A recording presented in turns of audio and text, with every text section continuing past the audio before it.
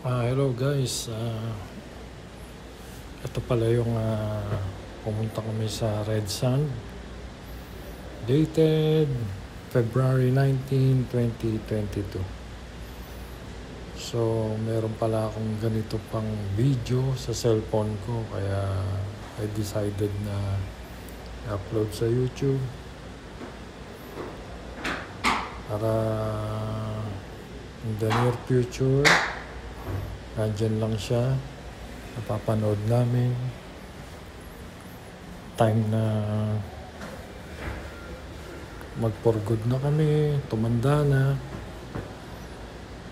may memories pa rin kami nung mga panahon na nandito pa kami sa lugar na ito. So punta kami dito umaga, alas 7 ng umaga, February 19, 2022. At winter pa ito, February. Malamig pa. So may kasama kami nito, nauna na yan. Yung Nissan na silver na yan. At isa nasa likod namin, sila Randy. So bali 3 sasakyan kami, nagkaayaan. Mga kapitbahay namin sila dito dun sa building na tinitira namin. So nagkaayaan kasama ang mga family. So ito na yung way namin going there. Ito yung Jeddah Road. Ito, pababa na kami papunta doon sa Red Sand. Ito yung daan bundok na bali biniyak para maging daan. Ito siya. So pababa ito, matarik. Dito ang way niya, meron pa isa doon sa kabila, pero dito ang mas mabilis na daan. At maganda ang daan din. So dito kami dumaan papunta, dito rin kami dadaan pabalik mamaya, paakyat doon sa kabilang side. So medyo gumilid muna ako dahil pababa nga, para hindi naman mabilis ang andar natin at makapag-video kami ng maayos. Safety first. So kasama ko pa nga pala dito yung wife ko at si Kirk, yung anak ko. So ito po ang way na papunta ng Red Sand. So okay naman ang weather, okay naman ang wala namang ulan at tama lang ang panahon. Hindi siya ganun kalamig kasi may araw. Kahit na winter, basta may araw, okay lang. Naisip ko na nakakatuwa palang gumawa ng mga ganitong video para sa sarili mo lang, papanood ng mga anak mo, pati ng mga apo mo. Dahil ang buhay mabilis lang, sandali lang. Andyan tayo ngayon, bukas wala na. So ang lahat ay magiging mananatili na lang sa memory, magiging memory na lang ang lahat, no? Nakakalungkot at antig ng emotion na naisipin yung ganun, pero yun ang reality na tayong lahat ay dadaan lang dito sa mundo, kung paano tayo mamumuhay. May choice tayo kung sa good tayo or sa bad. Pero kami, siyempre, kahit sino naman, choose na doon tayo sa good. At gawin natin ang will ng Diyos, ng Panginoong Hesukristo, at sundin natin ang mga kagustuhan niya. At mamuhay tayo ng naayon sa kaparaanan niya. yun at tayo ay bibless niya in return. Siya ang magpo-provide sa atin ng lahat ng mga pangangailangan natin.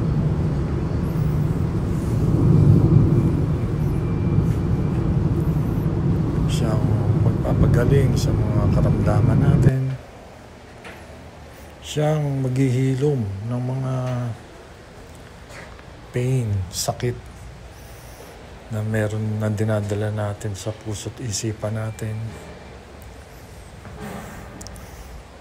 Lalo yung mga bagay na pinagdaraanan natin sa buhay na kahit pilitin natin na maging mabuti, talagang ang kalaban ng devil is nandyan lang, Totoo yun. Kaya tayo, kumapit lang tayo sa Panginoon. Maging matatag tayo sa mga panahon at oras ng pagsubok. Magaano mabigat man ito, sa Panginoon lang tayo kakapit. Huwag tayong bumigay, huwag tayong bibigay. Dahil ang tao dito sa mundo, makakalimot yan.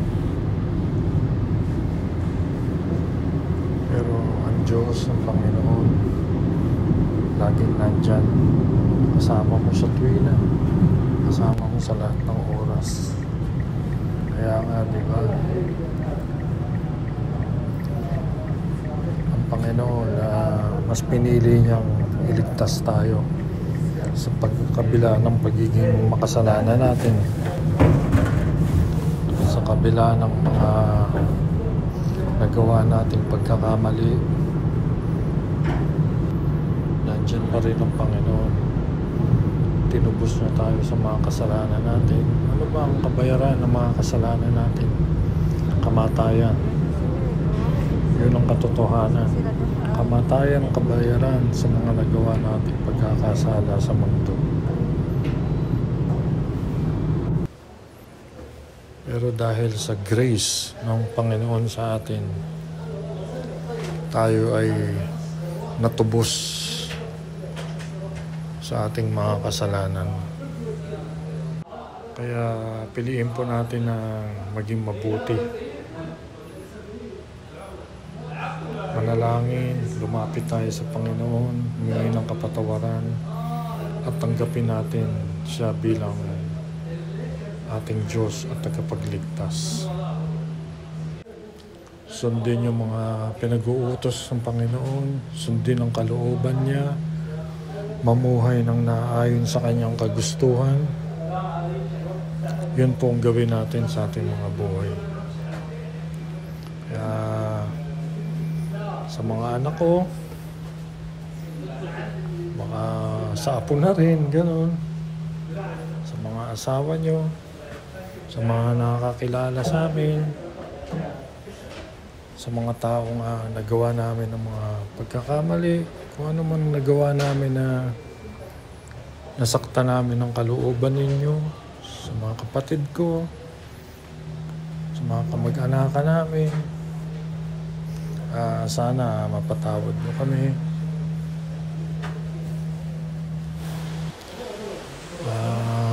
Kami ay tao lang din, marupok, mahina, may pinagdaraanan. Pero simula nang makilala namin ang Panginoon, ang Panginoong Jesucristo,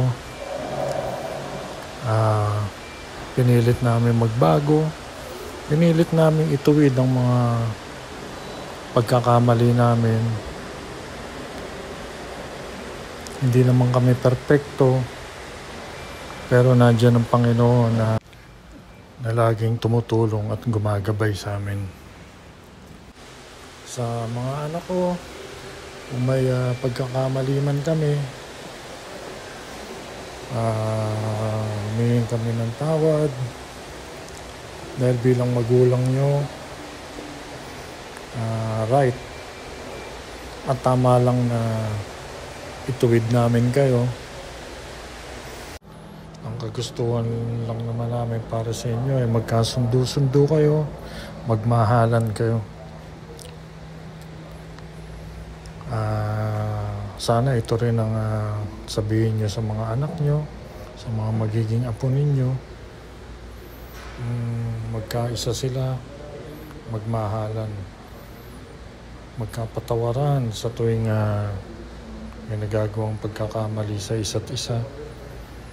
Dahil hindi nga tayo perpekto. Ang importante,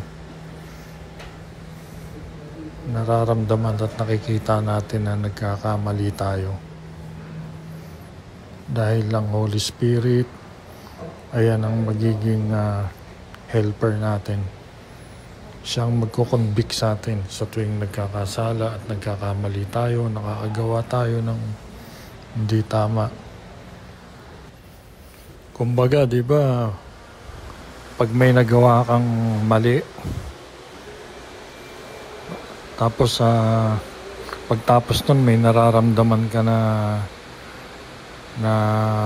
nakukonsensya ka, di ba? Yun ang Holy Spirit. So kung nararamdaman mo yun, maswerte ka dahil nasa iyo ang Holy Spirit. At alam mo ba na hinihintay ka lang ng Panginoon na lumapit sa Kanya at tanggapin siya sa buhay mo bilang iyong Diyos at tagapagligtas. All glory to God. Salamat sa Panginoon. Salamat sa Panginoong Jesucristo sa mga nagawa niya sa buhay natin. Itong video pala na to, in-upload ko ang current date ngayon habang itong nagsasalita ako na to. September 18, September 18, 2025. So, 3 years ago na pala. Pasensya na pala kayo sa mga nanonood nito kung medyo naging emotional ako.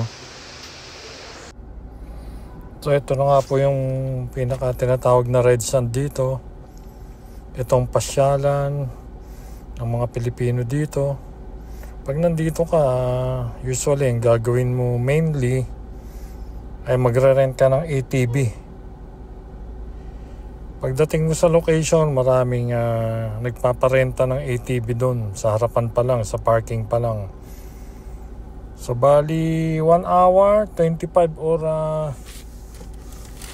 30 real yata. At may gasolina na yun. Pipili ka nga lang na medyo maayos kasi minsan iba may sira, defective, konting andar lang, sira na. Titiri ka ngayon somewhere dyan sa red sand. So pipili ka na medyo maayos at maganda. Kung gusto mo naman yung maganda talaga, yung bago, meron din naman, kaso lang medyo pricey. Nasa 70, 80 real or the most 100 pa. So mapapansin nyo dito, ayan, makalat siya, maraming basura sa paligid, mga tinapon, mga pinagkainan. Wala naman kasi talagang officially na nagme-maintain dito. Ang naglilinis lang siguro dito itong mga nagpaparent ng ATV. Sila lang ang nagme-maintain yan.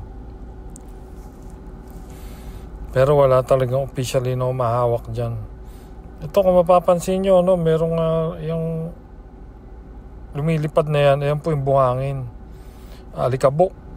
Yan po yung tinatawag na sandstorm dito. Bubugang malakas na hangin, tatangayin niya yung mga alikabok tsaka yung mga buhangin. So ito, mga bandang alas 11 or alas 12 na yata to. Sinusulit lang namin dahil pauwi na rin kami nito eh. Inuubos na lang namin yung oras. So So ang punta talaga dito maganda mga alas 6. Lalo mainit. Kung mainit ang panahon, alas 6 or alas 5, yung iba nandito na. Uwi ka ng alas 8. Pero itong punta namin, taglamig naman. Kaya inabot kami ng past 11 or 12 p.m. dito. So ito nakakatuwa. Basta nakakatuwa naman dahil minsan lang din makapagmotor. Ito pag kung napansin nyo, inuuga ko pag medyo malalim, nalulubog yung gulong. Yun ang diskarte doon. Uugain mo, tsaka mo paanda rin. Yan, ang dami pa rin mga kabayan. May mga ibang lahi rin, lalo yung mga Saudi. Kung napansin nyo kanina, yung dumaan at nagpapakamot pa ng gulong. Magaganda yung mga ATV nila, yung mga mamahalin yun, yung mga malalakas yung makina. So ito, ayan po, nandyan yung mga nagre-rent. Ayan yung nagpaparent yan, mga nakapila. Ito yung nagtutulak na yan, ayan. Kinukuha niya na, kinukolekta niya na isa-isa mula doon sa pinag-iwanan. So ito, pauwi na kami nito. Yan yung mga kasamahan ko. Nagbibideo pa kami ng konti. Although na may malakas yung hangin, takip ka lang ng ilong, magmask ka lang. Pauwi na rin kami nito. Ako na nga lang ang hinihintay. Nandun na sila sa loob ng sakyan. Ito, on the way na kami. Kakaalis lang namin doon. Binibidyoan pa namin ulit yung dinadaanan namin palabas. So yan, makikita nyo yung mga bulubundukin, mga bato-bato. Yan, desierto. Konti lang yung mga sakyan. Wala kang makikita ng mga bahay-bahay dito kasi ito talagang itsura niya. Kaya tinawag siyang red sand. Dahil mga sand ang nandito. Itong lugar na to hindi siya talaga red more on parang cream siya. So yan yung mga daan, mga medyo bitak-bitak, hindi man masyado pinaayos din kasi karamihan dumadaan dito mga truck. So ito po, pabalik na kami ulit ng Riyadh. So doon kami ulit dadaan sa dinaanan namin papunta. Paakyat na kanina, pababa kami. Ngayon naman paakyat. So nandun pa banda yung paakyat na lugar, yung parang dun sa bundok na yun. Yung hinating bundok para maging daan. Thank you po sa time ninyo sa panonood ng video na ito. Hanggang sa muli po. God bless you all. Paki-like, share, and subscribe na rin po. Salamat ulit sa inyo lahat. God bless.